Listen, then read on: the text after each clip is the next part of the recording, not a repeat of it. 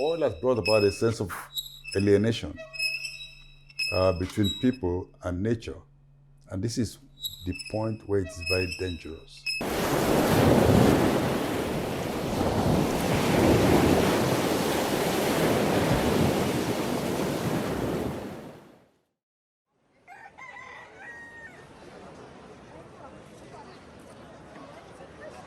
Na Monday morning happen.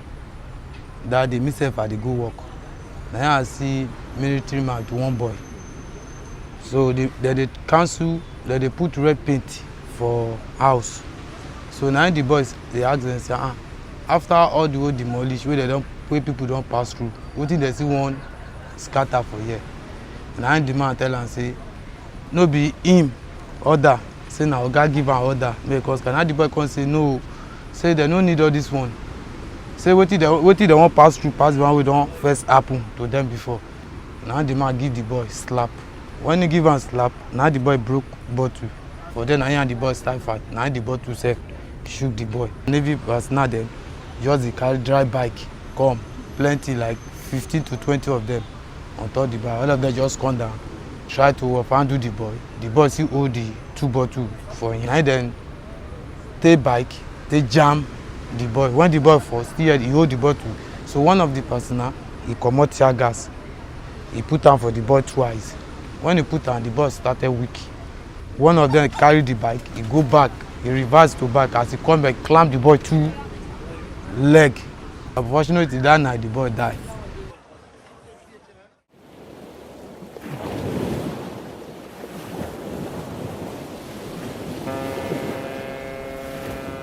Over 6 decades of oil exploration and pollution. In a certain sense, some people have seen it as it have a very fatalistic idea about oil, that look, whether you do anything or not, it's going to damage the environment, it's going to kill you. So why don't you do what you can do to survive now? So people want a piece of the action to survive. Not because they love it or they want to own it, they're looking for money. People just want to survive.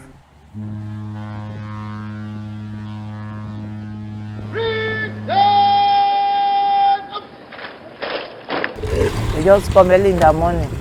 They just come. So yeah, they just start to shoot gun. They say, oh yeah, everybody pack and leave. Now so we just, that morning, we don't know where we go safe. Now so they just tell us, they pack. Then shoot one person that very day. So even some of my friends, they die. We pack our load the reach beach here, they still threaten us, say, Muslim pack. Then they still threaten us with guns, just they pursue us. The military today are there for the basic reason that took them there. They are there to protect the oil facilities. They are there to protect the pipeline, not the people. They are not there to protect the citizens. They are there to protect the oil companies. And the oil companies call the shots. They more or less give instructions to the security about what they should do, and to whom, and when.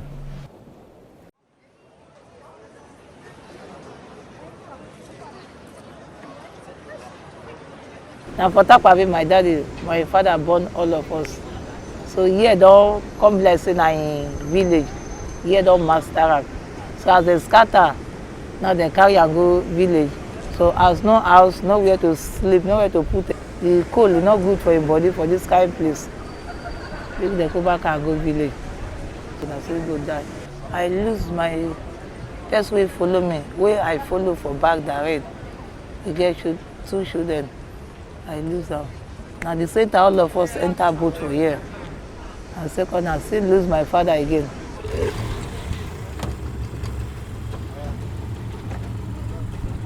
Tarkwa Bay is a failure of security. The link between the two is about the fact of oil theft. Oil theft is not carried out by villagers. Oil theft is an industrial operation. It's done by people with technical knowledge in the sector. People with connection who can do things protected, who can have a certain level of protection. People who have political clout or connections. Not the poor subsistence farmer who is just looking for a way to survive. or the artisanal fisherman who makes a living depending on the catch that he or she makes by the day, or the poor woman who goes to the mangrove to pick periwinkles and oysters or whatever she can lay her hands on. It's done by people who sit in the cities and send their foot soldiers who have the technical skill. Because most of these pipelines are carrying crude oil or refined product at high pressure. You can't just take a saw or a knife or a spanner to open those things. You must know what is going on and know what is passing through the pipeline. Sometimes different things pass at different times. So they have the inside knowledge. So why I mention this figure is that when people accuse poor villagers of stealing, it's just a way of blaming the victims who don't have a hand, and then they leave those who are really doing it. Now in the Niger Delta, people are refining crude oil, are getting diesel, getting petrol from it. That's not a thing you do in secret. The smoke billows into the sky, everyone can see the locations, and then the military will go in and bomb some of those places. And if I could judge from the Niger Delta, it's just a way of passing the blame to the people instead of doing the right thing.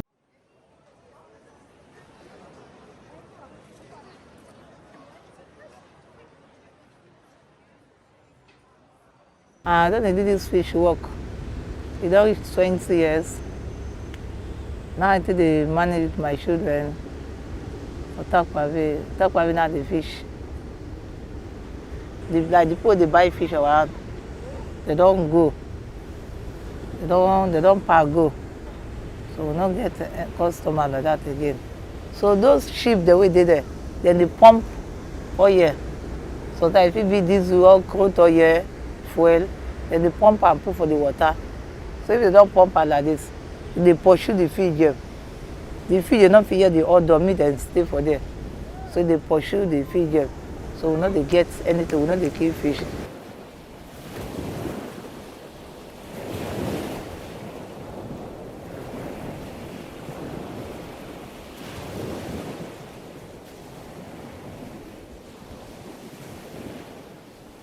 Some years back, when a ship was caught with thousands of barrels of crude oil, arrested by the Navy, and the ship escaped from detention. Now, a ship cannot escape from naval detention because it's not a speedboat. The ship doesn't just disappear. When it was found in the high seas, it was filled with, not crude oil, it was filled with salt seawater. Otherwise, it had emptied the content to another vessel that had taken off. We hear figures about oil theft, 400,000 barrels. That's what Ngozi Iweala was said when she was Minister of Finance, told the Financial Times that 400,000 barrels are stolen every day. Some politicians believe that as much as is officially exported is also stolen. When I was young, I go there to help people carry oil or any spillage on the floor. So while I was young, but by the time I finished my secondary school, I stopped it. You know, my childhood, it wasn't really easy going to school. You know, a child without motherless child or fatherless child. So you have to struggle. Once there is spillage, it's not because people go there to loot the pipe, but sometimes the pipes are weaker and they begin to drip. So then you see people going there to pick from the remnant on the floor. You know, when something is on the floor, so anybody can go struggle there either to survive or to die. Some survive it, some died along the line. So, but me, I survived it because then after carrying load and all that, maybe I'll be given something to survive, so I can run to school the next day. One day, you know, fire outbreak. So as I was going to look for my own daily bread as well, I was at a distance away from the line. Then there was an explosion. So the explosion killed in thousands. You know, families of 5, 6, 7, and the wife, 6 children, you know, in the boat. So it was 2 people that ran out of the fire that make me scared and in fear God. They were burnt all over their body and the black skin turns red. The military occupied the Niger Delta to suppress the people. It was to stop resistance to pollution.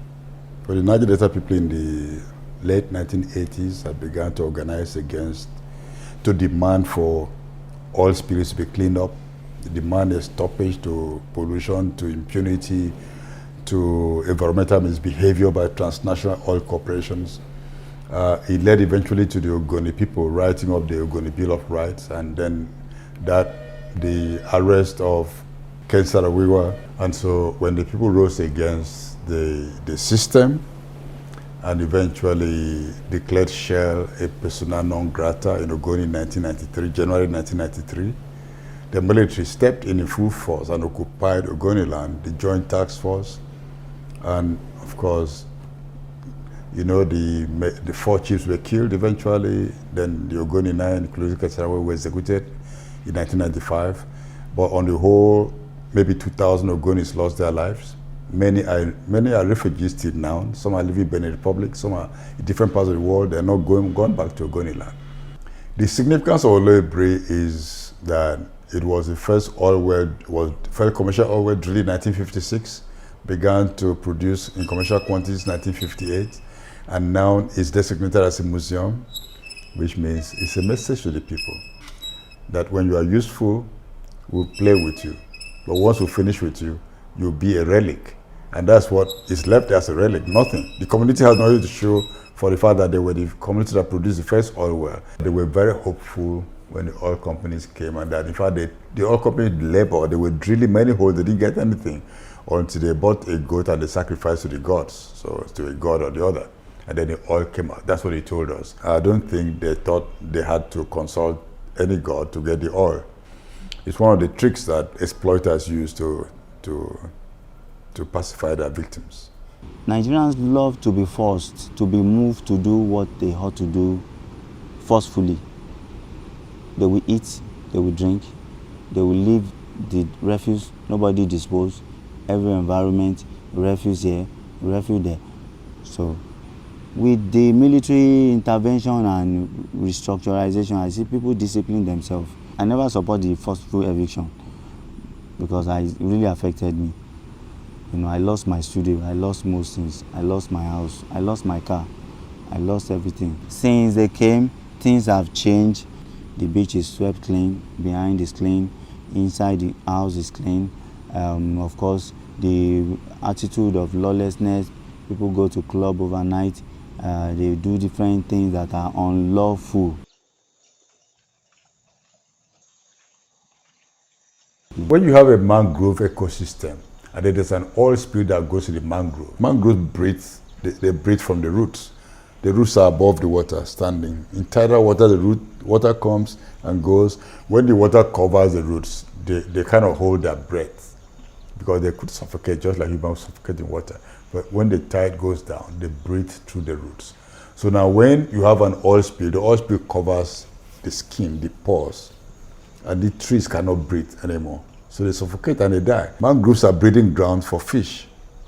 And it's like a training place for the juveniles. The young fish, they learn because it's a very secure place. In fact, the mangroves of the Niger Delta provide the breeding ground for a lot of fishes in the Gulf of Mexico. So it's not just a loss to our local fishermen, it's a loss to the whole coastline.